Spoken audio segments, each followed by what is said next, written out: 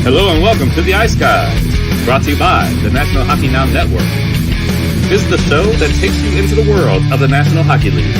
Every game, every day, from a betting perspective. With pro sports handicappers Ian Cameron, Alex B. Smith, and various guests from the world of hockey and sports betting. And now, here's your host, Ian Cameron. Welcome to the Ice Guys, presented by National Hockey Now, Saturday, January 28th. Ian Cameron, Alex B. Smith, ready to break down this Saturday NHL card. Looking forward to what could be a very big NHL slate here on this Saturday. We've got a grand total of 11 NHL games on tap, and we'll be breaking them down in just a second. Briefly, though, we want to touch on last night. It was a very good and profitable card for Friday for both of us here. It was a winning night for me. And it was a perfect sweep for Alex last night. 4-0 for him. Sharks and Hurricanes over in the first period. LA Kings money line as they took care of business against Florida last night. He was on the draw with the New Jersey Devils and the Dallas Stars. That ended up getting there in a Devils overtime victory. That game made us both happy. I was on the Devils, and that Jack Hughes, again, cut to the rescue. For the New Jersey Devils, another outstanding game for him. And the best bet cashed as well for Alex. Columbus, Vancouver, first period over. So hell of a night, Alex. Well done. Yeah, thanks. It's nice to have those nights. Like I said, the ebb and flow of the season. Obviously, you're going to have some tough ones. Had a tough Thursday, but bounced back nicely with a good Friday and, enjoyed that. And so now here we are Saturday, the last big card for quite a while, it seems, because, of course, we're heading into the break. We've got, the kind of a staggered short card into this week and then days off. And even coming back, I was looking at not that many games to start right away. Usually after the All-Star break, you have all of a sudden like a 13 or 12 or 13 game big card like you would off of a holiday. So they're really giving the players some time and rest. And that's something to keep an eye on for tonight and, moving forward, because for these teams that only have one player, two players going to the All-Star game, everybody else, they're looking toward a little vacation time, a little R&R, and maybe that is reflective in their play. Yeah, no question about that. So it's a weird schedule, Alex, because last night was the end of the pre-All-Star break schedule. As you mentioned, for several teams, and it's a weird staggered schedule. Today is really the last big card we have before the All-Star break. Sunday, there's only 2 games. There's only 1 game on Monday. There's only a couple on Tuesday and a couple on Wednesday. So the bottom line is we're going to be having some very short shows, some of the shortest shows in the history of the Ice Guys in the next few days. And so really, when you think about it, we're going to have nothing but short cards and shorter length shows the next few days. It's really going to feel like we're going to be on a 1-week break, really, when you look at it. Because, of course, we'll be off Thursday through Sunday next weekend during the All-Star break. So this is the last massive slate of NHL games before the All-Star break. So with that in mind, let's get into this Saturday card, and we will begin with the only afternoon game on the Saturday slate. St. Louis Blues, Colorado Avalanche. Colorado minus 220, home favorites, 6 the total in this game. This is actually a national TV. It's an ESPN Plus game, I think. I'm pretty sure. ESPN Plus has this on. I thought for sure this was the start of the ABC Saturday games because it's 3 p.m., ABC did this last year. They had a bunch of 3 p.m. Eastern Saturday games. And I see on the schedule, they've got ABC Saturday for the rest of the season, but I assume this was ABC too. But no, this is ESPN Plus. Yet they've got the A-team doing this game, Sean McDonough with Ray Ferraro, which is going to be the case for all the ABC games on Saturdays moving forward. But yet this is ESPN Plus. For some reason, I can't figure that out. Did you think the league would actually, make a solid move from a TV standpoint and put a game on national TV on a Saturday, essentially the first Saturday with no football, where all the everything that's on is just college basketball? No, of course not. No, they make it ESPN Plus. No, exactly. ESPN Plus. They're not starting the ABC Saturday weekly games until the week after the All-Star break, apparently. So I don't know why they couldn't put this on there. On ABC, but anyway, ESPN Plus it is, even though, of course, they got the number 1 crew doing the game. But I digress about that. As far as this game goes, this is tricky because everything points to Colorado here, just the initial look. I mean, they're off a loss to Anaheim. You'd think that's not going to sit well with this team, losing at home to the Anaheim Ducks, wanting to bounce back from that defeat. St. Louis is not playing good at all right now. They're a lousy team. They've lost 3 in a row at home. They lost 2 in a row at home to Chicago and Buffalo, and they get stomped by the Arizona Coyotes 5-0. This feels like a layup, and this feels like a game where Colorado takes out some anger for losing to Anaheim on this horrible St. Louis team right now, which is the last 3 games have been pathetic for them. It's given up goals defensively, and then against Arizona, they still give up goals, and then they get blanked 5-0 by the Coyotes. And so Colorado off, that stunning loss. They were north of minus 400 favorites against Anaheim. They lose that game 5-3. They'll be looking. They didn't play terribly, but you could tell just their execution was a little off. A couple of breakdowns in their own end kind of came back to haunt them. We'll see if they can bounce back here. I do want to point out, though, Colorado has lost each of the last 2 meetings, or last year in the regular season, they lost to St. Louis here in this building. Colorado won in St. Louis both times, but St. Louis has been a tough out for Colorado. So that's the one little hesitation I have in this game. I do like the over here at 6. I think we're probably going to see some goals in this game. I would venture to say that's going to be the case. St. Louis has been trending over the total. And when you look at this Colorado team, I think offensively, there's no reason after we saw Arizona score 5, Buffalo score 5, hell, even Chicago score 5 goals against St. Louis. Why can't Colorado, off a loss where they should be ornery, why can't we expect them to score 5? So I think the better bet is the over here, to keep the sides out of it. But certainly I want no part of St. Louis. It's just, do I decide to take Colorado regulation, Colorado first period puck line, perhaps? I do lean in those 2 directions. First period puck line with Colorado is -0.5, +125, +130. The regulation price here, or the puck line rather, is -1.5, +115 with them. Regulation is a little bit pricey, but I think I'm probably going to stick to the over. The one concern is we already saw evidence of Colorado, kind of not going through the motions, but not playing their best, not getting themselves fully up for that game against Anaheim. And keep in mind, this is going to be their final game before the All-Star break. There is that concern for the good team at this time of year. They already on All-Star break mode. Is that the case for the Colorado Avalanche? Because they don't resume play after today until February the 7th, when they're in Pittsburgh starting a road trip after the All-Star break. So believe me, these spots matter for these good teams, sending players to the break. You just want the break to get here, and you're not exactly bringing your best to the ice. And that is the one thing that does concern me about Colorado. But St. Louis's form is too poor to trust them. Like I said, if I were to bet a side, it would be Colorado in the first period, -0.5, +125, or maybe in regulation. But the primary bet, the only bet I've pulled the trigger on so far here, is over 6, -110. Alex, what do you think here? Blues, Avalanche. Yeah, this is a pass for me. If I had to play something, it would also be over 6. But like you said, with Colorado, and they're sending 3 players to the All-Star game, this could be one of those teams in one of those spots where they, like I said, if they're up or down, let's say they take a 3-0 lead, they might put put on the brakes a little bit. If they're down 2 or 3-0, or it's kind of a bit of a rout, they might just say, screw it, let's just get healthy and get out of this game healthy, and call the wash, come back in a week or so. So this is one of those games, especially with the odd start time or earlier start time. I just really don't want to do anything with the side, even with the regulation. Like I said, laying $1.50, it's a bit high, especially when these 2 teams, like I said, have played each other tight. We've seen 2 overtime games in the last 4 meetings, and I think 5 of the last 6 have been decided by 1 goal. So, even with a draw at 385, this has a weird feel as far as sides go. The only thing I would be looking at would be a total, and it'd be an over 6.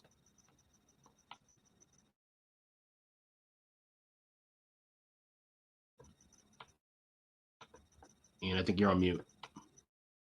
Oh, sorry about that. Yeah, Robert Thomas, keep your eye on his status as well. Lower body injury suffered Thursday night against the Arizona Coyotes. He's day-to-day. Will he suit up here against Colorado? That remains to be seen. Colorado's done with their schedule before the All-Star break after today. St. Louis still has 1 more game. They're in Winnipeg on Monday night. It's the only game on Monday night, by the way, Blues and Jets. But they do play Monday night. We'll have to wait and see if he's in. But obviously, Robert Thomas has been a big part of anything that the Blues have done well this year. He's been a big part of it with 12 goals, 31 assists, 43 points for them. So will they have him on the ice? That remains to be seen. He's going to probably be a game time decision for them. In terms of the player prop market on the Colorado side of things, there are some players of interest here. Matt Nieto, who, by the way, has just recently made his Colorado debut against Anaheim the other night. 2 shots on goal, didn't have a point, but he's getting opportunity with JT Compher and Mikko Rantanen on that second line. And they've moved up Evan Rodriguez, it looks like, to the top line here for the Colorado Avalanche. A little shakeup by Jared Bednar. Rodriguez up to the top unit with McKinnon and Lehkonen. So that might mean some value with Evan Rodriguez here from a prop standpoint in this game for the Colorado Avalanche. Going to get that increased responsibility and that top line designation. So keep that in mind. We don't have goalies confirmed here. We have projections of Binnington for St. Louis and Georgiev for Colorado. I'm sure it's going to be Georgiev for Colorado. I'm pretty confident in that. Just a little unsure of whether it's Binnington or Greiss for St. Louis, considering the struggles lately for Binnington. So keep your eye on that. All right, next up, Boston and Florida. We've got the Bruins minus 160 road favorites, 6.5 the total in this one. I mean, I'm keeping it simple. They've not lost 2 in a row all year. I think they're a better hockey team than Florida right now. I cashed a ticket with the LA Kings last night, fading this Florida team. Alex cashed a ticket with the LA Kings last night, fading this Florida team. They're on a back-to-back as well. No travel, obviously. It's back-to-back home games. But, I mean, you think Boston will respond after a tough, hard-fought 3-2 loss the other night against the Tampa Bay Lightning. For me, it's Bruins in regulation. That's what we're going to go with. Obviously, I don't want to lay minus 160 here in this game. It's just a little too pricey for my liking. So we'll dumb it down, get the better number, and expect Boston to get the job done within 60 minutes here in this game. Boston regulation around minus 110, by the way. So can still get a pretty good price with that. There's just not much to like with Florida right now. I mean, again, another terrible night defensively. They give up a back-breaking shorthanded goal when they're on the power play. I mean, their power play killed them last night. I mean, it was not very good at all. Special teams were won by the LA Kings. And it's just the kind of shit that happens when you're a struggling hockey team. They just haven't been able to iron out their defensive issues. You know, the more things go along for Alex Lyon in net, the more, you know, he's starting to struggle with the immense workload, all the shots he's faced. You know, I think teams have more of an idea what to expect when they face him as well when he's in net. So we'll see who, and it's another carousel here tonight. Who's going to be in net for the Florida Panthers? Bobrovsky's on IR. He ain't going to be starting. Spencer Knight, you know, he didn't even dress in the game Friday night against LA, so he's had a little bit of a setback here. Apparently, they don't feel he's ready for game action following a conditioning standpoint. Well, if you don't think he's conditioned, why is he still not down there conditioning? I mean, that's the way I see it. Why is he sitting on the bench if you're worried about his ability to be ready to play from following a conditioning stint? If he's not ready, send him back down there. Keep his conditioning going down there in the AHL. Why is he sitting there like a lump on the fucking log on the bench? It makes you think he's ready to go. It's weird what they're doing right now with the goaltenders. But Bobrovsky, like I say, I don't think we're seeing him back before the All-Star break because he's still on IR. Yeah, they placed him on injured reserve on Friday, just yesterday. So, and the injury came against Montreal January 19th. Again, there's obviously been some kind of slowdown or setback in Spencer Knight's recovery. He should be down in the AHL rather than sitting up here in a backup when he's not even able to get in there. It makes no sense. So you got to figure it's probably Alex Lyon again, maybe on a back. And this would be the second time this week, Alex, if Lyon starts today, that he's playing on a back-to-back because he did it against the Rangers and the Penguins earlier this week. So you talk about wearing this kid out.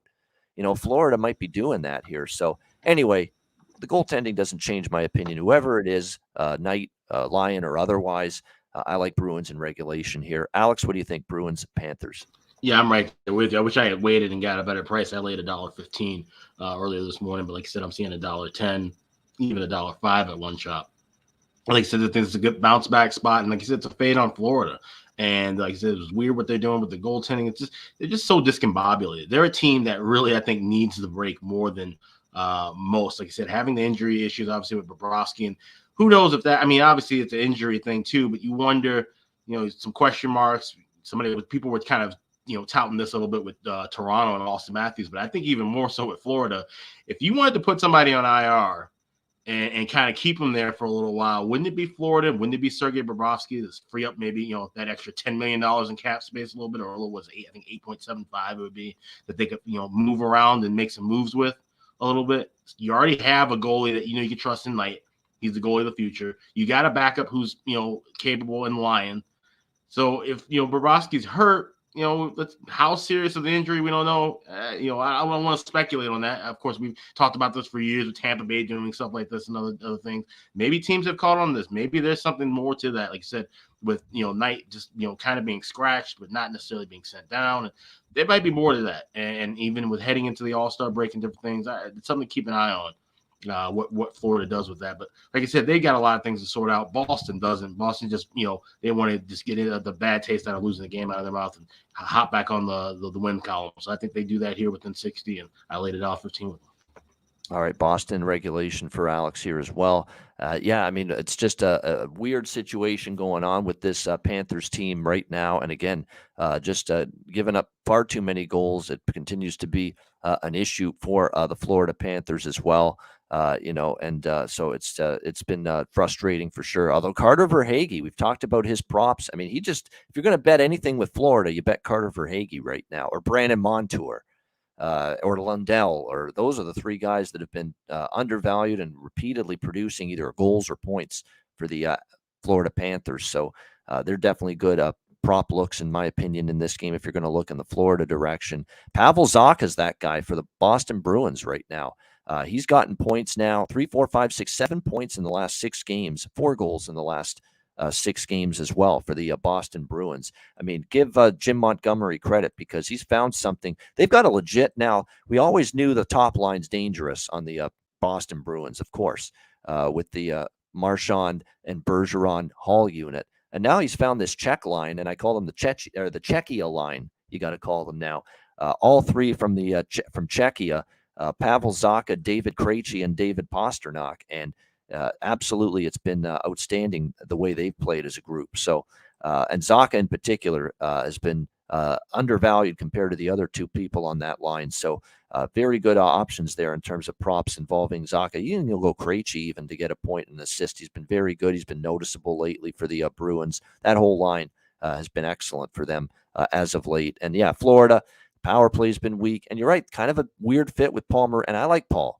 Don't get me wrong. One of the better coaches to listen to after a game or before a game with the ones, great press conferences, great insight, gives you a lot. But it's a weird fit, right? Because they're a team that's at its best in transition and rush play. They're actually good in an up and down style of play, and Paul wants them to be more of a forecheck cycle team, and it's not always playing to the attributes of this Panthers team, and it hasn't been a great fit. And we're definitely seeing that in the results. President's Trophy last year, maybe not even a playoff team this year. That's what we're talking about right now with Florida, potentially. All right, Montreal, Ottawa. We've got Ottawa minus 220, home favorite, 6.5 the total. Definitely some positive signs from the Ottawa Senators, back-to-back victories against the Islanders and the Leafs in those games. But we're talking even money against the Islanders, maybe slight favorites they were. Actually, they closed, I think, close to minus 130, but still reasonable price. Obviously, big dogs in the upset win last night against Toronto, 6-2.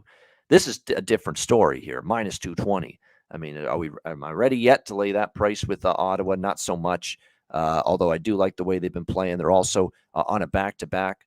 Toronto last night, back home tonight against Montreal, who are coming off a 4-3 overtime loss to the Detroit Red Wings in their last game. They've lost back-to-back games. We'll see if they can bounce back here on the road. Just 9-15 this year, the Montreal Canadiens on the road. If you look at the series history, 2 of the last 3 meetings have gone over the total. That's where I lean in this game, especially if I know it's going to be Forsberg. My bad. So it tells you all you need to know about Cam. I was expecting maybe Talbot with it being a back-to-back, but no, they're going to go with Anton Forsberg here in net for the Ottawa Senators in this game. But I definitely think, Montreal team total is not a bad consideration there from our guy Nick Earl. I mean, you're only asking them to score 3 goals. They're capable of doing that. They've scored 3+ goals in 3 of their last 5 games, the Montreal Canadiens. And say what you will about all the injuries they have. We've talked about them. Caden Gooley, Slafkovsky, Jake Evans, Jonathan Drouin, Yoel Armia, Cole Caulfield being the big one out for the season for this team. But they've got a very young, hardworking group. This team, even in the loss against Detroit the other night, you can't fault how hard they're playing. These kids want to showcase themselves. They want to prove themselves to to the coaching staff. And you could really get creative here with player props involving some of these guys. And they're also going to, looks like maybe, did he make his debut? No, he has not. He hasn't played yet, but there's a good chance Owen Beck, this 18-year-old center, second-round pick in last year's draft, may make his NHL debut here for the Canadiens tonight. So keep an eye on that. Apparently, they're very excited about what he can bring to the table. Don't know where he'd slot into the lineup if Marty St. Louis puts him in. Right now, there's indications if he does play, he'll be on the fourth line tonight with Alex Belzile. And here's someone to keep an eye on. And he's only been playing fourth line duty here so far for the Montreal Canadiens, but he's been getting more opportunity as Raphael Harvey-Pinard for them. He has 4 points and 3 goals in the last 3 games. If you really want to get adventurous here with player props, why not take him? Raphael Harvey-Pinard here for the Montreal Canadiens. I mean, this is one kid who's taken advantage of a roster spot and an opportunity, and he's made the most of it here. You've got certainly a little bit of a shakeup on the top line. You've got Rem Pitlick. You've got Jesse Ylonen here for the, I think it's Jesse actually, Ylonen. I believe he's Finnish. But you look at it, yeah, he is someone that's going to be on the second line for this Canadiens team. Rem Pitlick has been moved up to the top line for the Montreal Canadiens. He has 4 points and 2 goals in the last 4 games. So you could really get very creative and look at a Pitlick prop, maybe a Ylonen prop. Harvey-Pinard stands out like a sore thumb with what he's done the last few games. So not a bad prop game. Even the kid, Owen Beck, might even be someone to consider here. On the Ottawa side, Stützle, Tkachuk are on fire right now. Batherson's play is picked up. Pinto's always a threat. Like I say, I do think there's a good chance we'll see goals tonight. Again, I'm a little less bullish on the over with Forsberg in net because, you know, he's obviously been the better goalie lately compared to Talbot. But I still think in this spot you'll see goals between both of these teams. So over is still the play for me. There is a couple of 6s out there with juice at a couple books, 6.5s elsewhere, but make sure you shop around because if you do, you'll find a couple of 6s out there with the total in this game. And certainly from a side perspective, Montreal or pass, dog or pass at this price. I like the way Ottawa's trending, but not interested at all in them minus 220. Alex, what do you think here, Montreal, Ottawa?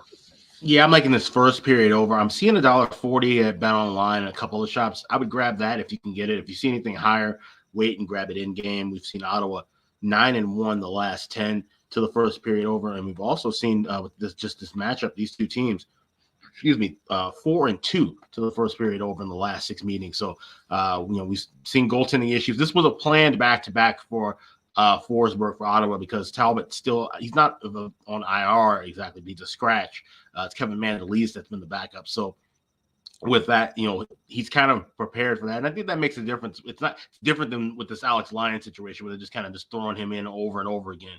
I think it's a little bit more different when the coach tells you, hey, we got a back-to-back coming up. You're going to be, playing both games. You can prepare for that a little bit better. But Montreal's had some up and down goaltending. Monteball, of course, has been better of late than Allen. But I still think this is a kind of shaking up spot where we see goals early. So I'll go with the first period over, laying $1.40. All right, first period over here for Alex with the Canadiens and Sens. All right, Los Angeles Kings, Tampa Bay Lightning, back-to-back for the Kings after a win in Florida last night against the Panthers. And now they've got to try to upend a team that's won 11 straight at home. And that, of course, is the Tampa Bay Lightning. The Bolts minus 220, home favorites here. 6 the total, shaded to the over in this game. I'm kind of tempted to take a shot with the big dog here. I really am because LA has been playing some nice hockey, 3 straight wins for them. They've had a nice road trip after the initial loss against Nashville, beating Chicago, Philly, and Florida. I just don't know if I want to step in front of this 11 straight at home streak, though, for Tampa Bay. So I don't know if I'll end up pulling the trigger on LA, even though this price does seem a little bit high. But Tampa Bay has been playing excellent. Like I said, at home, they've won 11 straight here at Amalie Arena. Looking to keep that run going here in this game tonight. Keep in mind, as far as the goaltending matchup is concerned, we do think that Copley, who has obviously been just terrific, he's been on this great run since he's been called up to the LA Kings. This is really shocking, too, because Copley, and thank gosh for Copley, because think about what has happened here with LA this year with the 2 goalies that started the season for them. Jonathan Quick's had a bad season. There's no question about that. He's definitely had a tough year. He's been fighting the puck. His numbers have dropped precipitously. He has a 3.34 goals against, 884 save percentage. It going into this game, if he does get the start, that is, and I figure there's a potential he might, considering it's a back-to-back. And then Cal Peterson, I mean, they soured on him so much, and his struggles early in the season were so, obvious. They put him down in the AHL, and they're paying him a hefty contract. And he's down in the AHL, and he was put on waivers, actually, and cleared waivers. He's in the AHL now trying to figure it out. So it's just a situation right here where the LA Kings have kind of been saved a little bit by Phoenix Copley, of all people, coming along right at the right time. Quick having a tough year. Peterson can't figure it out. Put on waivers, now in the AHL trying to get his shit together. So, it's really been weird to see that Phoenix Copley's kept things afloat in between the pipes for the LA Kings this year. It's what sometimes happens when you get the opportunity. So we'll have to wait and see. We don't have goalies confirmed yet, but just the gut feel is because, Copley's made 3 straight starts on this road trip. It is a back-to-back, and they got the win last night as opposed to losing. This could be a spot where Todd McClellan ends up sticking Jonathan Quick in there. Again, 8 and 15, 3.34 goals against, 884 save percentage. Not been great for Jonathan Quick. And the last time we saw him was the Nashville game to begin the road trip. Nashville wins that game 5-3 against the LA Kings. So if it's Quick in net, I think I'll go over the total. If Quick is not in net, it's Copley. I would lean LA, but at the same time, I don't know if I'll put my money up there against this Tampa Bay 11-game home win streak that they have going into tonight. Alex, what do you think here? LA, Tampa Bay. Yeah, I actually laid $1.40 with Tampa in regulation, and that's certainly the most I've laid with a side in regulation so far this year. But like I said, Tampa's been hot at home. They've played LA well. Like I said, Kings on the second of a back-to-back. Like I said, more than likely going to either roll with Quick or running Copley again for the second night of back-to-backs. He's played a lot of hockey. Like I said, he's bailed this team out. And he played well last night, but had to give up that goal late. It was still a bit shaky. And against this Tampa Bay team, I just think the Lightning are going to just continue kind of cruising right now. This is that spot we talked about from the very beginning of the season. We said, once they get into the middle of the year, they get into a good form and good rhythm. They're going to be a hard team to go against. And I think laying $1.40 within regulation, I think that's a decent price here. So that's the shot I took with it. With Tampa, it'll be interesting to see who they run with in net. I haven't seen a confirmation. I wouldn't be shocked if it's Elliott in net, because obviously Vasilevsky, I'm pretty sure Vasilevsky is going to be a part of the All-Star team. He's going to play with the Atlantic. So maybe they give him a rest and give Elliott the start. Elliott, his numbers have been shaky, but he has found a way to get wins. So this Tampa Bay team, they're clicking right now, no matter who's in net. Either way, I still like them in regulation minus $1.40. Yeah, the Kings, by the way, I'm just looking, their back-to-back record 2-4 this year. LA Kings on the second of back-to-back games. Keep in mind, this is Tampa's final game before the All-Star break, and obviously there'll be heavy participation involving the Lightning in the All-Star game, including Vasilevsky, and they're off. I think they were clearly charged up to play the Bruins. Anyone that could watch that game the other night could tell. This is a dubious little spot. You're off that Boston game. You've got the All-Star break looming. This is their final game, so keep that in mind. But again, LA struggled on the back-to-back on the road. They might have Quick in net, so it's canceled out maybe by that, especially if Quick's in net. That's going to make it a lot tougher, I think, for the Kings if Quick is in net. He has just really been fighting the puck. If this was a Tampa road game, I would probably be looking to fade Tampa. If Tampa was playing somebody else on the road with the situation, I would be looking. But I think with them being at home and playing well at home and catching LA on the second of back-to-back, that's why this is a good spot. Because I just talked about how a team like Colorado is sending guys to the All-Star break. Why that's a pass and this is a play. I think, like I said, the other side kind of warrants playing on. Yeah. Plus Tampa Bay's so is Colorado. They're in a precarious spot, but Tampa Bay's still trying to move up the standings as well. So, frittering away games is not something you're obviously always looking to do. So we'll see how this one plays out. In terms of props, there is something I wanted to mention here for this game. Adrian Kempe is just a man possessed at the moment for the Kings. You don't always get value as much with him as compared to some other players, but it would be remiss not to mention him. He's been rolling lately for the Tampa Bay or for the LA Kings. Brandon Hagel's a point machine. Now you got to lay $1.50 or so to score a point, but it's been almost automatic with Brandon Hagel. To get a point for the Tampa Bay Lightning. He's been just a point producing machine lately for them as of late.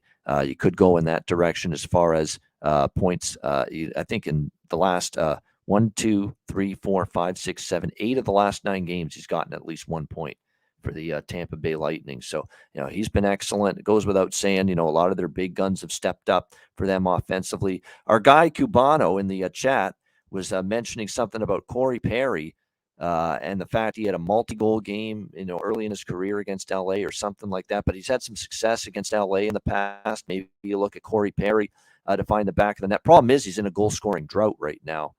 Corey, actually, that's not true. He had 2 goals against Minnesota just recently. Boston, he didn't score, and then he had 5 games previous before that without a goal. But yeah, I mean, if you want to take it's definitely in my wheelhouse of a bargain bin player prop if you go with Corey Perry, plus 500 in some spots to score a goal tonight. So not a bad consideration there if you're interested in that. Jared Anderson Dolan, by the way, someone that's getting power play minutes right now. He had the 2 goals against Chicago. He's getting opportunities. He's had 9 shots in the last 3 games. So another bargain bin player prop that you sprinkle a couple bucks on. Maybe it comes through for Jared Anderson Dolan here with the LA Kings tonight.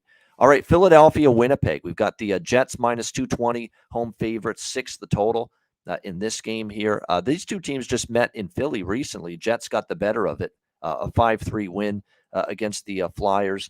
Tough game, tough loss for the Flyers the other night against Minnesota. They led a good portion of that game. They end up losing, though, 3-2 in overtime. 3rd straight loss for the Philadelphia Flyers now as they go into Winnipeg against the Jets.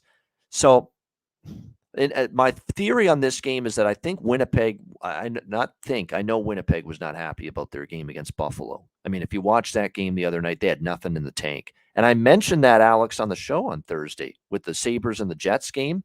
They went 18 straight days traveling in between games, the Winnipeg Jets. Home and then a road trip, home for 1 game, then back on the road for like that 5-6 game trip, and then back home again. They looked like it. They were skating in quicksand Thursday night against Buffalo. That 3-2 score was flattering. Buffalo was up 3-0. The shots were like 35-17 for Buffalo in that game, and Buffalo kind of took their foot off the gas late. They got a couple goals with the net empty and the extra attacker, but they were dominated by the Sabres in that game the other night. They had no legs whatsoever, the Winnipeg Jets. And I think they want to bounce back mentally. I think the focus is there. They don't want this losing streak to continue. Now they've lost 2 in a row, including that game, which was just awful against Buffalo. They had nothing in their tank.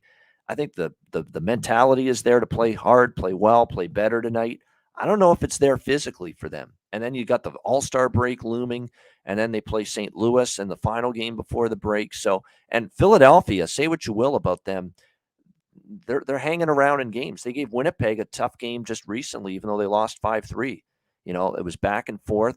Flyers were down. They'd come back. They tie it 3-3. And then, of course, each of their last 2 losses, it took overtime. So it's not like this is a slam dunk. Yeah, let's lay it with the Jets, or let's take the Jets in regulation, especially now. You also see the Flyers have gone to overtime in 2 straight games. So ultimately, I decided to pass. Lean Jets in regulation, but just a lean. I'm thinking of Pub Sports Radio, Connor Mack. Not Connor Mack, Alex, Philadelphia.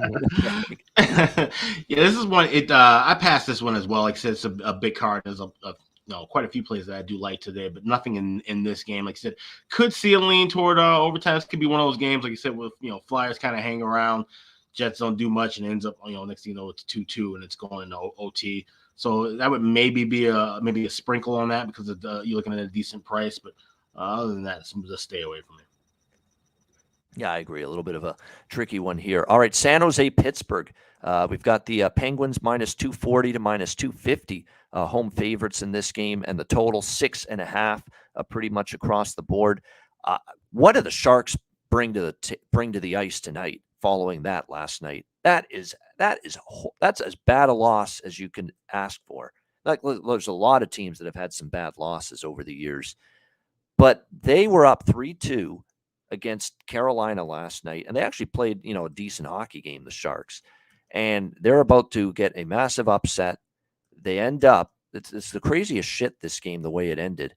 They actually score a goal courtesy of Mario Ferraro into the empty net with 1:52 to go up 4-2, and you think, that's it, it's over. 4-2 Sharks. They just put it away into the empty net with 1:52 to go.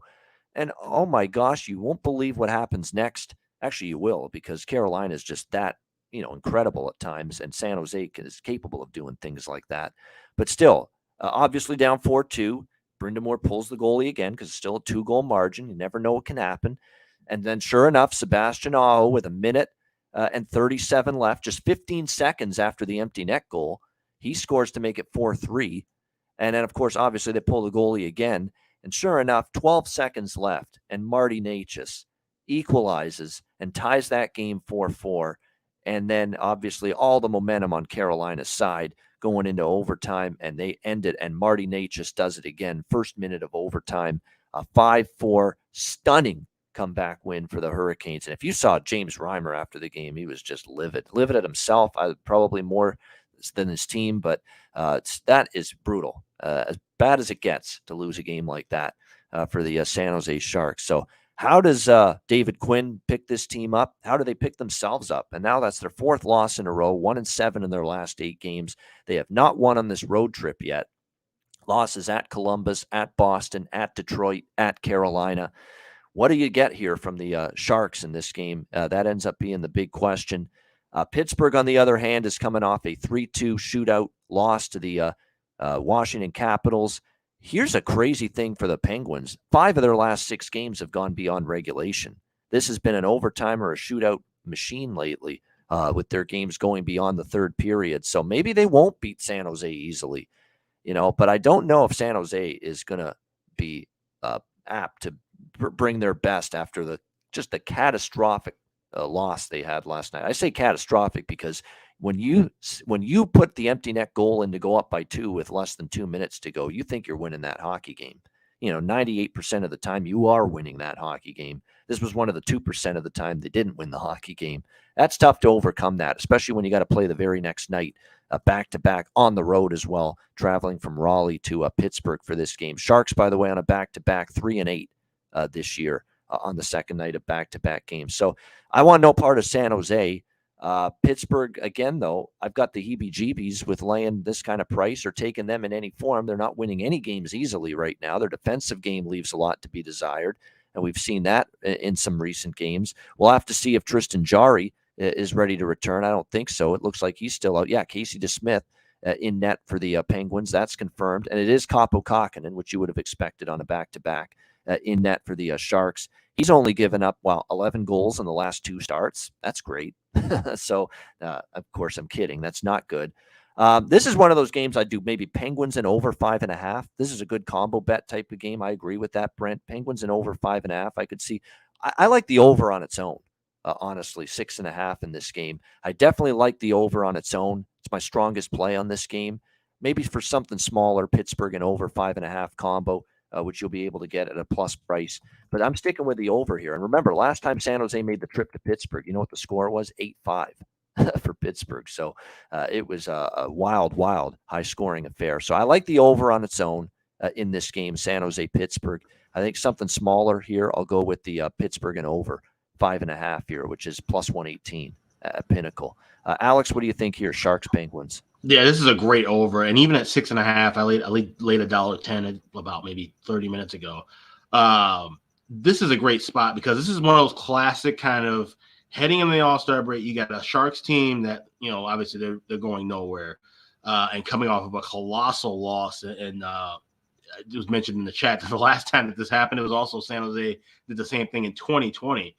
So they are 2 of the 3 teams to have done this in history, NHL history, where you score an empty net goal, take a 2-goal lead, and still blow that lead and lose the game. Pittsburgh, on the other hand, they're one of those teams that I think really needs the break to rest and heal and try to get ready for the second half stretch run. This is a veteran group, and I could see them kind of maybe taking their foot off the gas, just not coming at it 100% right away. So this feels like they just roll the puck out, play some pond hockey, and we see some goals back and forth. DeSmith being ran hard a little bit this week with the Jarry injury. Kahkonen has been brutal, as you mentioned. Late Sharks have lost 8 of the last 11 in the second half of back-to-back. So this feels like a game that just has goals galore written all over it. So I like the over. All right, there you go. Alex liking the over here with San Jose and Pittsburgh as well. Makes some sense. Again, DeSmith hasn't been totally shutting it down. It hasn't been really more DeSmith as much as it's been defending in front of DeSmith from the Penguins team. Has been a little spotty here as of late. And again, for the Penguins, this is their final game going into the break. And it's also San Jose's final game going into the break. So both of these teams, their pre-All-Star break schedule comes to a close tonight. With this game between the Sharks and the Penguins. All right, so we've gotten through just slightly more than the first half of the Saturday NHL card. 212 live viewers on YouTube right now tuning in on a Saturday afternoon. Hit the like button. We appreciate it very much. And shout out to our podcast listeners as well. We're back to break down the remaining part of the Saturday NHL card right after we hear from Gramco. All right, whether you or your team's game is on the field, screen, racetrack, or the ice, Gramco is for the game.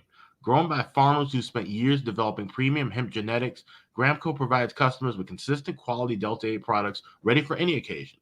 Gramco currently offers numerous Delta 8 products such as vape cartridges, disposable vapes, pre-rolls, gummies, wake and bake coffee, and more. Gramco offers an enjoyable legal high delivered discreetly and directly to you, and is also available at many American retailers as well. Get the best Delta 8 cannabis products on the market shipped quickly and discreetly from Gramco. If you visit www.thegramco.com, use promo code ICEGUYS, you get 25% off of any order, and all orders on the site that are $50 and higher are shipped free with standard shipping. So live elevated with Gramco and check out their wonderful Delta 8 products today.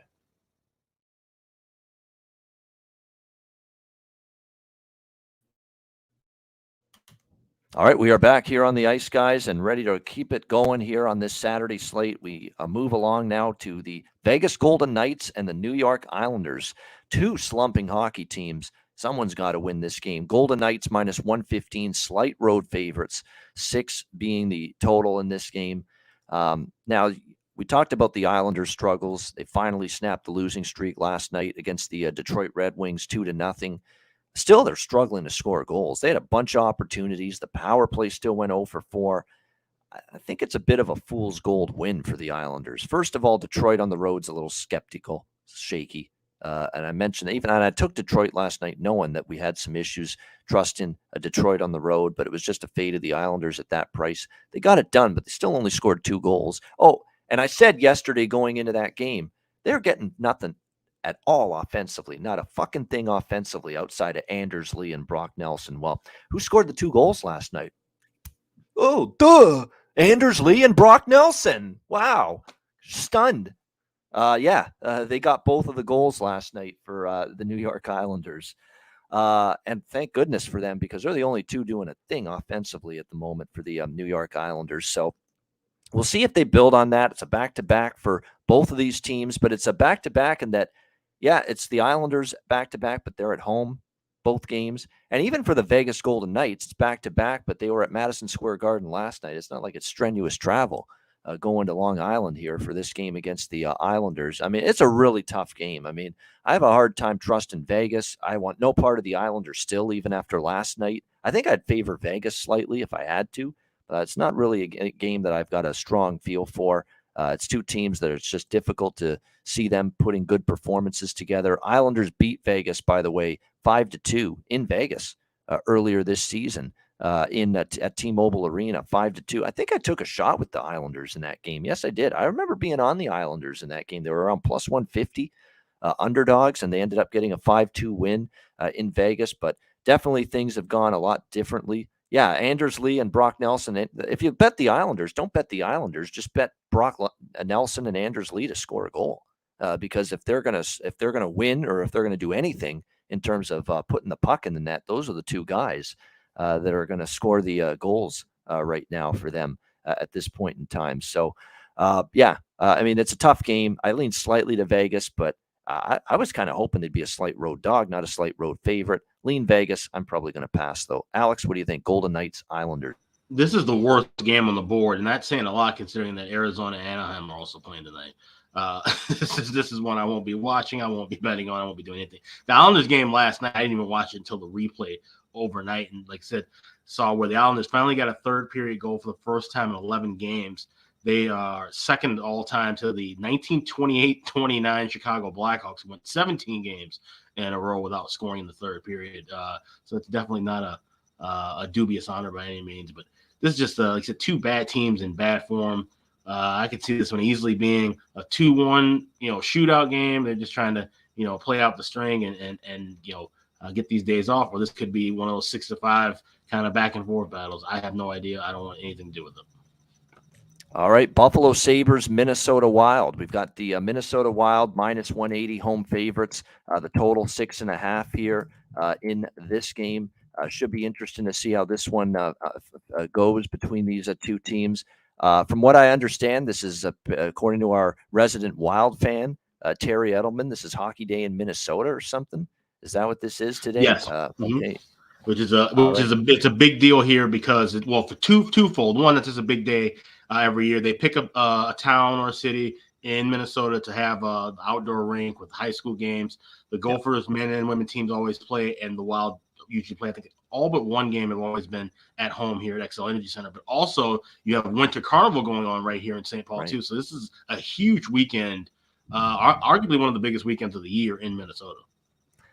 Is that why the start time's later, 1 hour later? Yes, I know that's why it's late. It's late because p.m. local, right? Because the Gopher men's game is coming on at 5 or like 4:30, and then it goes right in the Wild pregame, and then the Wild game at 8. So this game is always around like 8 or 8:30 every year.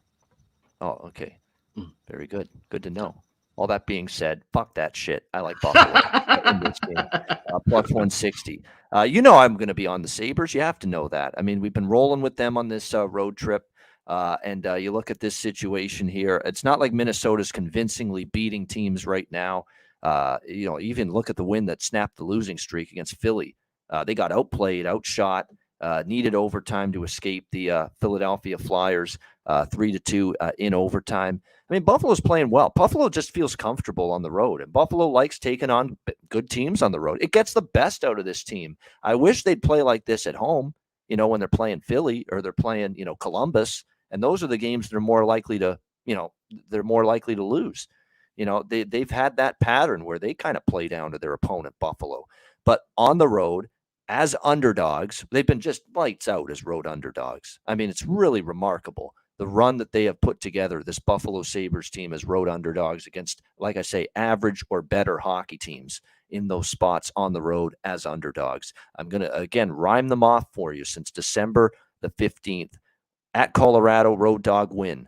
At Vegas, road dog win. At Boston, road dog win. At Washington, road dog win. At Nashville, road dog win. At Dallas, at St. Louis, at Winnipeg on this current road trip, road dog wins for the Buffalo Sabres. So just too good of a price, plus 160. Now, this is the tail end, right, of the road trip. They go back home for one more game before the All-Star break after this Buffalo against Carolina.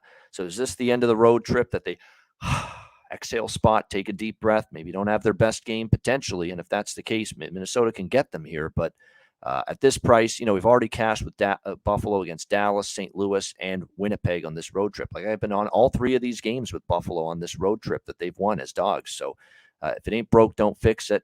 Maybe this is the night they stumble, but who cares? We're already profitable, win or lose tonight. We're back to Buffalo here tonight, getting plus 160.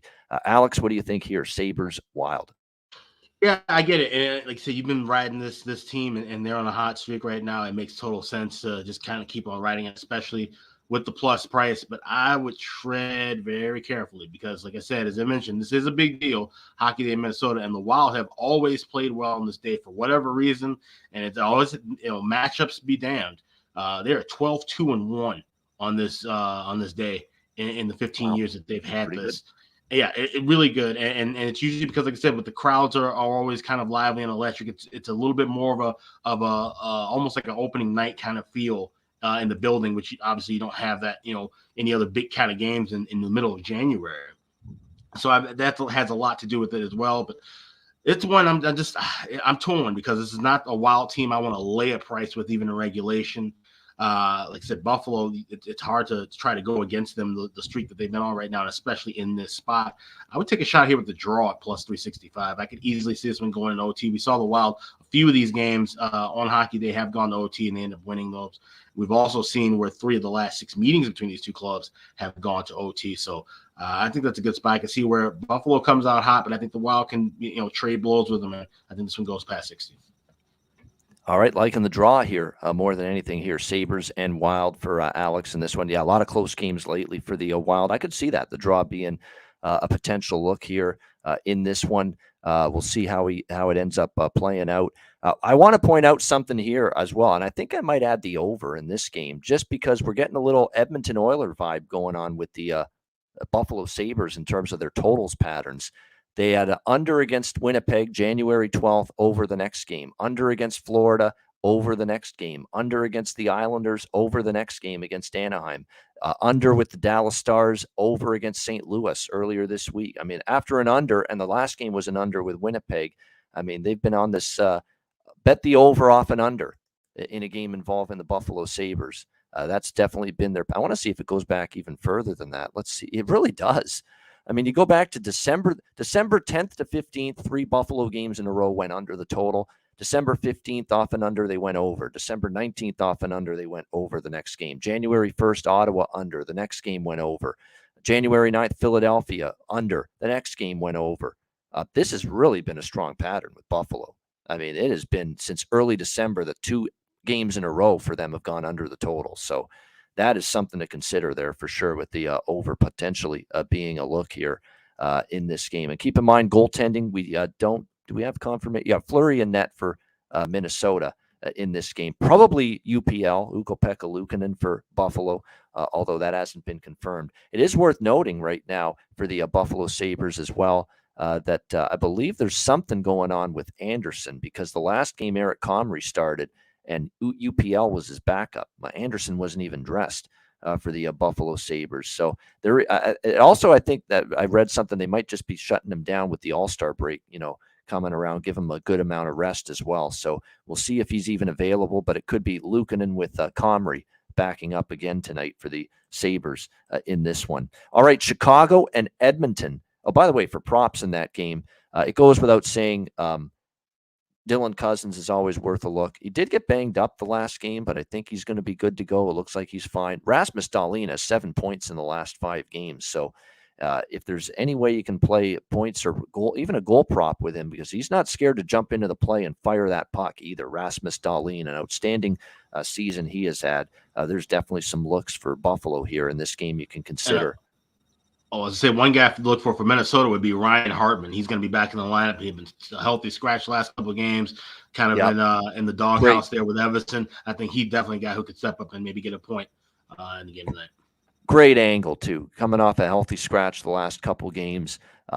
Someone that is obviously going to want to make an impact back in the lineup. Show Dean Everson, hey, don't you fucking do that again. I'm too valuable. I'm too much of an impact here for this team. We'll see if Ryan Hartman bounces back after being scratched here the last couple of games. All right, next up we've got Chicago and Tyson Jost for the Sabres against his old team, the Wild. You could consider that for sure. That's always an angle that sometimes works. Chicago and Edmonton. Edmonton minus 420 home favorite, 6.5 the total. If you've been laying minus 400 or more favorites this week, you've been getting it reamed right now, essentially. That's the issue. And Edmonton was one of those big favorites. I don't know if they were laying quite this much against Columbus, but earlier this week they lost in overtime. Close, what happened. Yeah, it was close to this number, though. We saw Calgary, what happened against Chicago. We saw Colorado, what happened against Anaheim. No way am I interested in Edmonton at this price at all. Let's see who's in net tonight. I'm kind of hoping they give Stauber another shot here for the Chicago Blackhawks. I thought he played pretty well against Calgary the other night. Again, the Flames didn't bring their best, but I'm starting to see projections that indicate it's probably back to Peter Mrazek tonight, although that has not been confirmed as of yet. For Edmonton in this game, Skinner is currently being projected to be in net for them. We'll have to wait and see. He was in net for the loss against Columbus on Wednesday night. So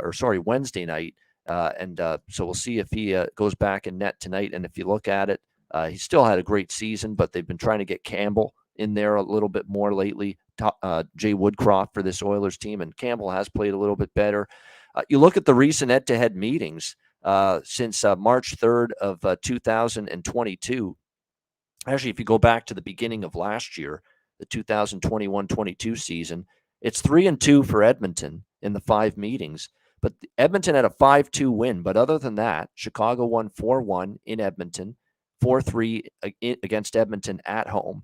And then in Chicago, earlier this year, they played in October 27th, and then November 30th, 2 meetings earlier this year in Chicago. 6-5 Edmonton, 5-4 Edmonton. Close games. Chicago gave them fits.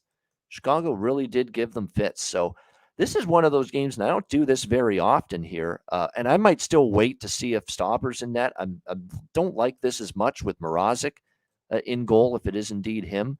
But if it's Stauber, I'll definitely like this bet more, and that's just taking Chicago plus 1.5, plus 140. Even you can get plus 140 with the Blackhawks just as plus 1.5 goals on the puck line. When you factor in that each of the games in Chicago versus Edmonton this year were 1-goal games, there's been a lot of tight hockey. Chicago's won 2 of the last 5. Only one of the last 5 meetings has Edmonton won by more than a goal over the Chicago Blackhawks. So that means that makes that Chicago plus 1.5 at plus 140 very valuable. And if you just a little added security, if you don't want to go full bore with the plus 320 in this game, and you could even go one step further. Great point by Neil in the chat. You have to lay a price with the plus 2.5, so I don't like it as much. But if you really want that added security, plus 2.5 with the Chicago Blackhawks around minus 118. So again, still not a bad price for plus 2.5 goals with Chicago. I'd certainly be more interested in that than anything to do with Edmonton, especially right before the All-Star break, laying minus 420. For Edmonton, this is their final game before the break. Same with Chicago. So the last game for both teams. I'm leaning Chicago in some form, plus 1.5, plus 2.5, a little bit more so than the money line just to be safer. I do like the over, regardless of the goalie situations in this game. It's been an over series history. The 2 games in Chicago went over the total. Again, very unfortunate that the over pushed the other night against Calgary, but 4 of the last 5 meetings have gone over the total with the Blackhawks and the Oilers. And Chicago becomes a stronger play with Stauber in net, and at least on the puck line. The over becomes a stronger play for me with Mrazek in net for the Hawks. But I like the over regardless. Definitely am on the over, regardless of who's going to be in net for Chicago.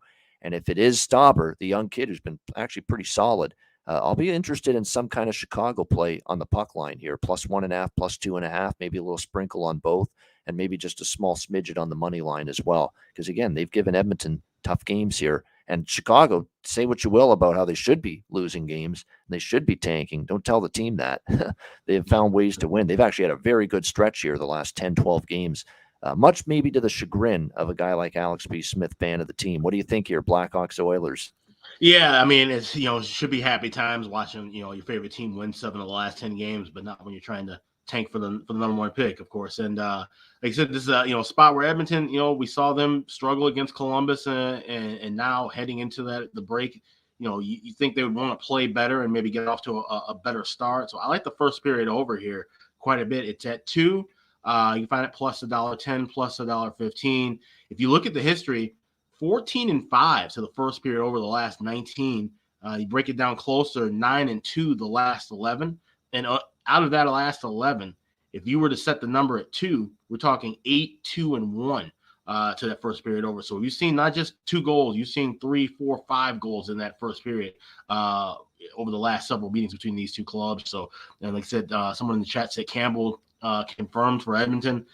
Even if you go with Stauber, like I said, he's played well the last 2 starts, but he's still susceptible, I think, to having maybe a bit of a mediocre game at some point, especially against this Oiler offense. And if it's Mrazek, we know how he gives up goals in bunches. So I like the first period over 2 plus $1.10. All right, first period over 2 plus 110 here for Alex with the Blackhawks and the Oilers. As far as, by the way, player props go for this game. I mean, for Chicago, they've actually had some offensive punch. We certainly saw that on full display the other night against the Calgary Flames in that 5-1 victory for Chicago. I mean, when I look at their game, Taylor Radish stands out. Kurashev's played better. Domi's always a threat. Those are the guys that I'd really focus on in terms of any props for Chicago. On the Edmonton side of things, you would think they're going to want to respond with a much better performance, which they're capable of fully here tonight as they take on the Blackhawks after losing at home against Columbus in their last game. As far as the props go for them tonight, I'd probably be interested actually in Derek Ryan a little bit, moving up to the second line. That's always an interesting angle when you see someone that's moving on up. Hyman's just been lights out. And Holloway is back on the top line, it looks like, potentially tonight with McDavid and Hyman. So Holloway and Hyman on the top line could be good player prop looks, in my opinion, with the Edmonton Oilers tonight. All right, Columbus, Seattle. We've got the Kraken minus 270 home favorites, 6.5 the total in this one.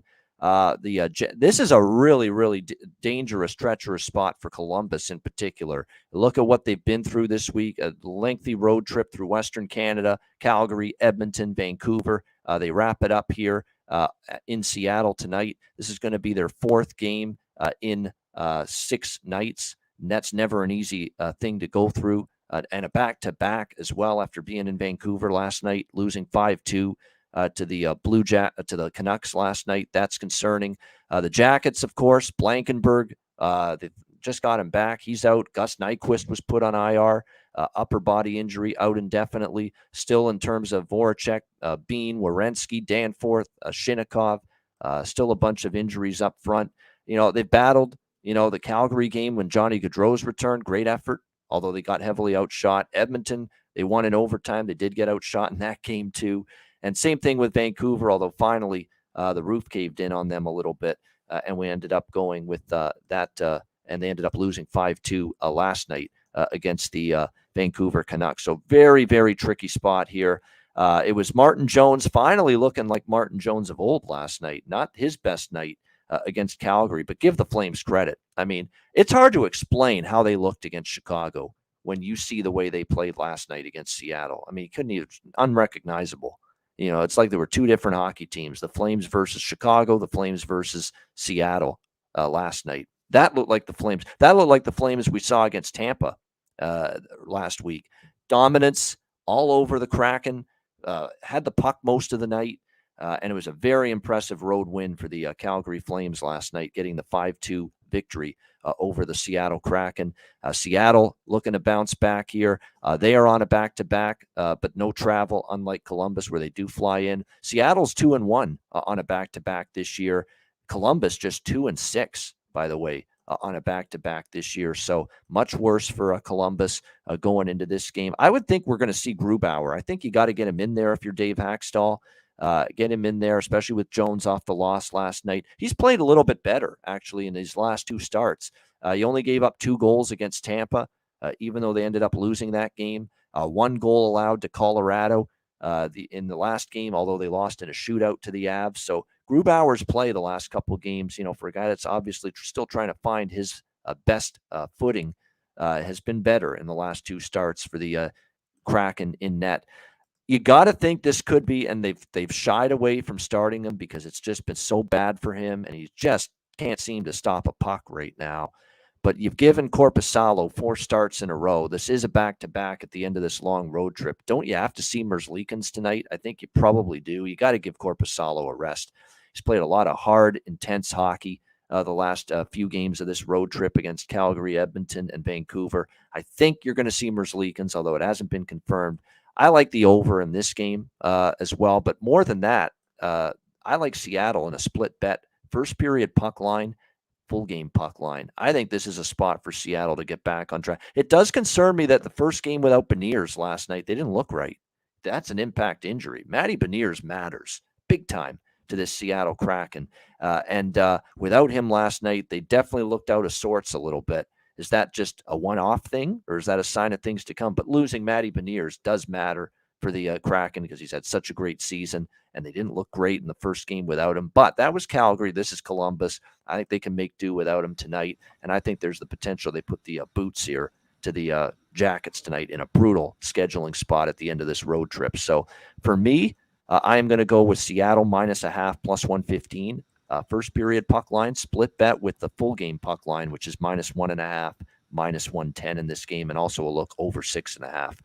Especially if Merzlikins is in net, will increase the units on the over just a bit if that's confirmed. What do you think here, Alex? Columbus, Seattle.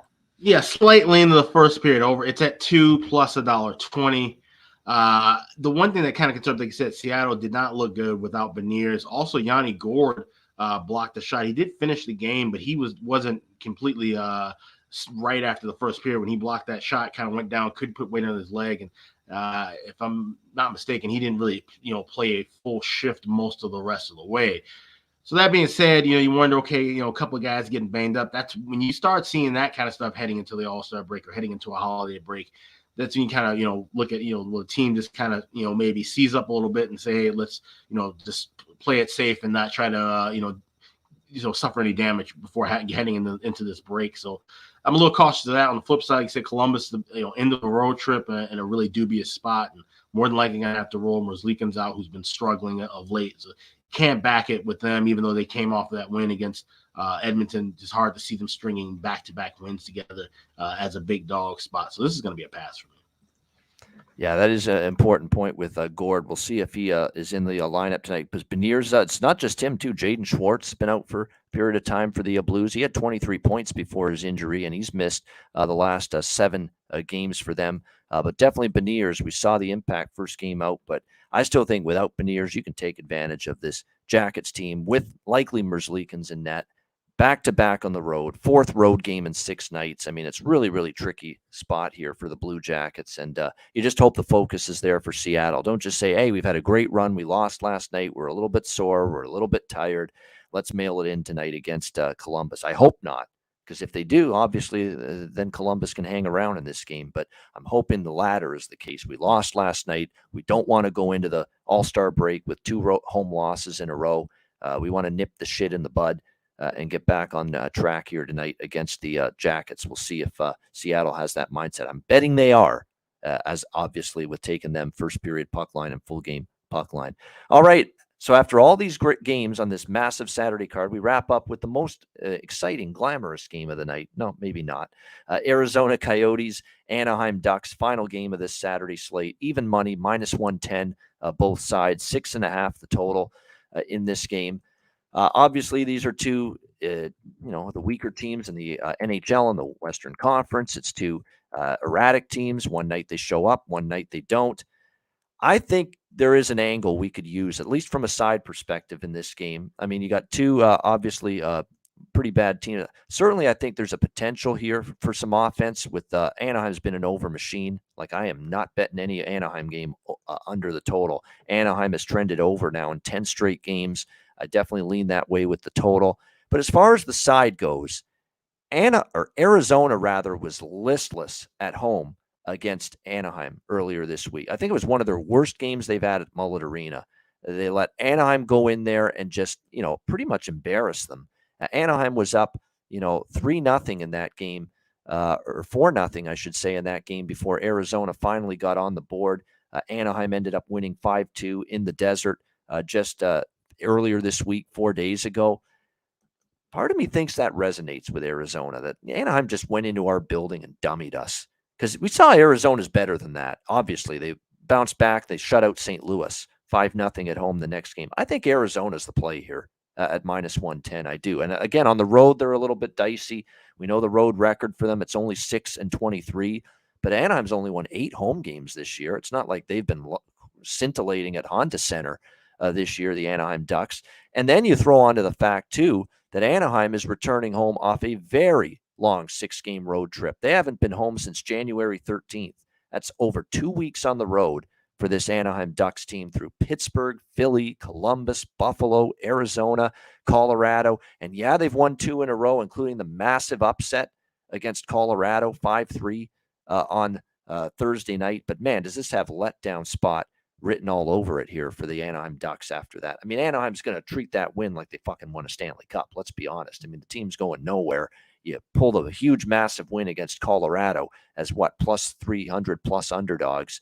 You're going to react more than normal than a normal regular season win. That's especially for a bad team. That is definitely, I think, a situation where you don't expect Anaheim to be able to bring it to that level here tonight. And again, the first game home off a very lengthy A 6-game road trip for the Anaheim Ducks. I'm trying to see if there's any long-term numbers here for them coming off a road trip. Yeah, 0-4 for the Anaheim Ducks. The last 4 tries for them after a road trip of 7 or more days. So there you go, 0-4 after a road trip of at least 1 week in length.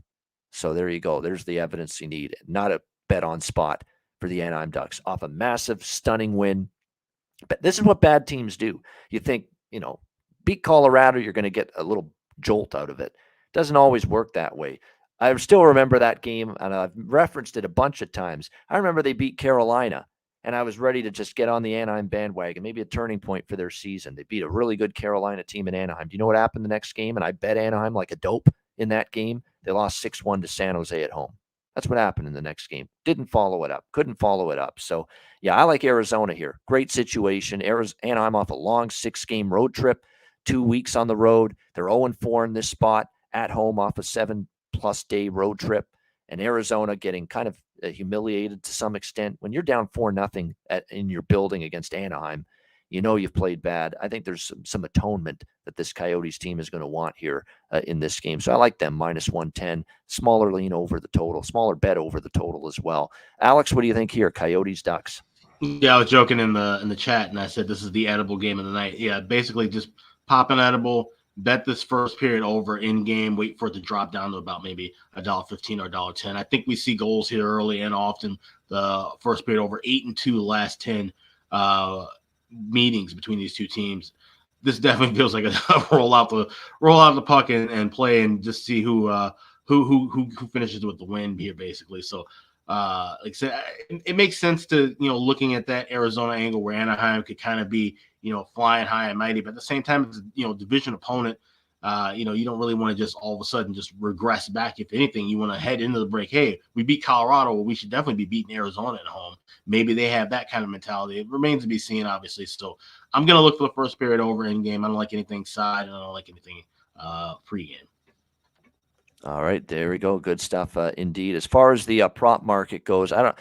All Arizona props start and end right now with 2 guys, Barrett Hayton and Nick Schmaltz. Okay, if you want to make money with player props on the Coyotes right now, you go with Barrett Hayton, you go with Nick Schmaltz. Barrett Hayton has 2 goals and 3 points in the last 2 games. He's been much more noticeable. He's starting to get better and better for this team. And again, they're asking a lot of him because he's centering the top line right now for them, and he's playing power play 1. Nick Schmaltz, he's always been someone that's been one of the more counted upon forwards for Arizona this year, last year as well. And he is just on a great offensive run the last 3 games. 7 points, 4 goals for Nick Schmaltz just in the last 3 games. So no question, if you're looking for some props on the Arizona side of the equation, those 2 guys, Barrett Hayton and Nick Schmaltz, are good places to start for them. Dylan Guenther as well. We've mentioned him. He's always maybe worth a sprinkle as well. Those are definitely good player prop options on the Arizona side. Anaheim, Mason McTavish. Like I say, he's played better for them for weeks now after a slow start to the season. Great stuff. That's the Saturday card. 250 live viewers on YouTube. We appreciate all of you joining us. Hit the like button. And the podcast listeners, shout out to you for listening as well. Patreon.com/IceGuys, just $10 a month. We're seeing a great great turnout and great support of the Patreon page lately. Very much we appreciate that. We'll continue to bring great content there. Totals charts, goalie charts, power ratings, the daily Ice Guys betting card will be posted there as well.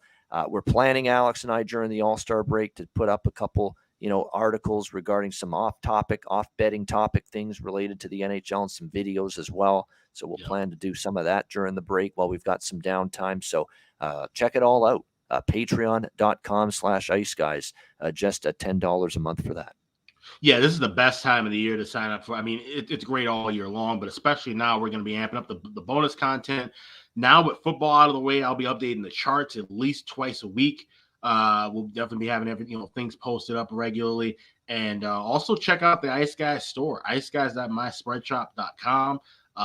Next 3 days, you get 20% off everything in the store. We got everything in stock right now, all the caps, all the t-shirts, hoodies, mugs, bandanas for you and your dog. We got everything at the Ice Guys store. So check that out, iceguys.myspreadshop.com. Yeah, definitely. Good stuff. Yeah, Turnsy, great to see you, by the way, in the chat. Can you not send donos on the? No, because we're not monetized yet, this channel. We've been trying, God damn it, with the monetization. And for some reason, it's not going through for some reason. Otherwise, we would. So the way you don't donate, if you like, it's like I say, the tip jar. If you want to send us a little donation, sign up at patreon.com /ice guys, just $10 a month. That's your way of donating to the cause, essentially. And we appreciate that. Plus, you get so many great perks and benefits. And like I say, you miss a show, the daily card is posted there before opening puck drop of usually by the opening puck drop of the night games. The Saturday cards and the Sunday cards, if there's some afternoon games, it might be tricky to get the card up there before all those afternoon games starts, but it's always up before all the night games start. The daily Ice Guys betting card. So make sure you check that out, patreon.com /ice guys. Again, just $10 a month. All right, we'll wrap things up with best bets for this Saturday card in just a moment, right after we hear from Manscaped. Support for the Ice Guys is brought to you by Manscaped, our good friends at Manscaped, who are the best in men's below-the-waist grooming. Their products are precision-engineered tools for your family jewels. Manscaped's Performance Package, the ultimate men's hygiene bundle. Join over 7 million men worldwide who trust Manscaped with this exclusive offer for you, courtesy of the Ice Guys.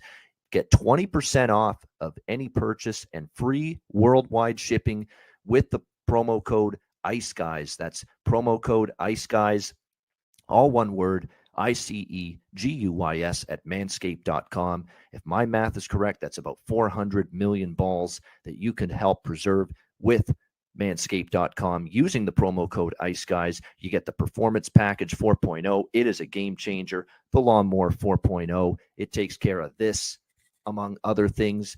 It'll keep you trim as can be. The Lawnmower 4.0, waterproof. Same thing with the Weed Whacker, which takes care of your ear hair, nose hair. I mean, nose hair in particular. I'm getting up there in age, and nose hair is becoming definitely more of an issue. This will take care of it.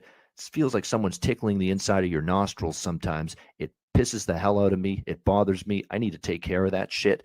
This will take care of it for you. The Weed Whacker makes part of the package that you get with your Manscaped purchase and the Manscaped Performance Package 4.0. You also get the ball toner. You also get the ball deodorant, keep you smelling good and looking good and feeling good down in the nether regions. This package is really going to make you feel good and look good and look better, slim, trim. That's what it's all about. And manscaped.com can help you out with that. So make sure you take advantage of this. Manscaped.com. Get 20% off and free shipping with the promo code IceGuys at manscaped.com. That's 20% off with free shipping at manscaped.com, and use the promo code IceGuys. Unlock your confidence and always use the right tools for the job with Manscaped.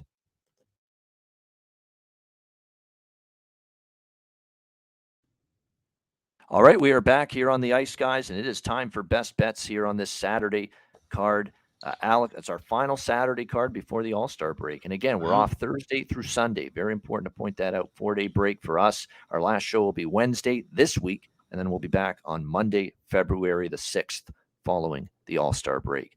Alex, what do you got here for best bets?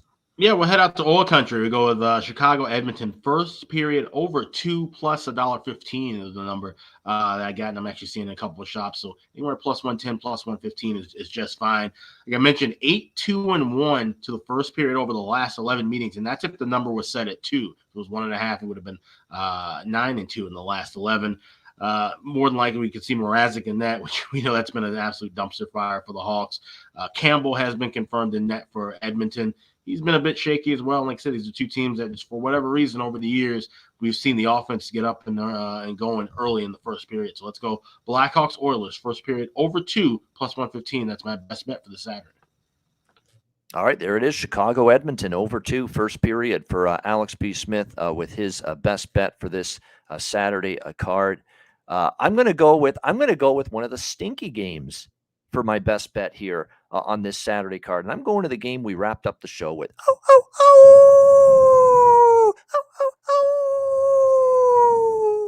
There you go. Arizona Coyotes minus 110 against the Anaheim Ducks. I really like this spot. I really think it's a slam dunk spot.